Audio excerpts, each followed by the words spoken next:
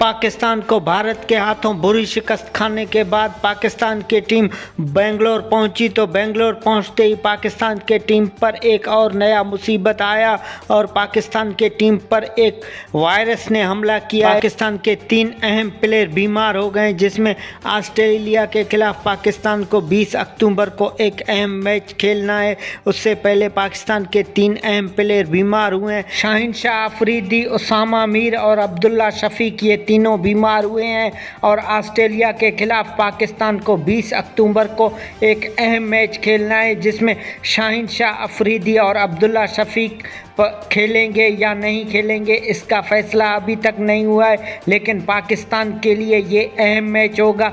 World cup में पाकिस्तान को आगे जाना है तो इस ऑस्ट्रेलिया को शिकस्त लाजमी देना पड़ेगा। लेकिन शाहीन शाह अफरीदी और अब्दुल्ला शफीक ऑस्ट्रेलिया के खिलाफ मैच नहीं खेलते हैं तो इन दोनों की जगह पे कौन से प्लेयर आएंगे ये तो अभी तक फैसला भी ना हो सका और पाकिस्तान के पास ऐसे प्लेयर भी नहीं है कि इन दोनों की जगह पे खेल सकें। बाबर आजम का ये कहना है कि पाकिस्तान के प्लेयर ऑस्ट्रेलिया मैच से पहले फिट होंगे और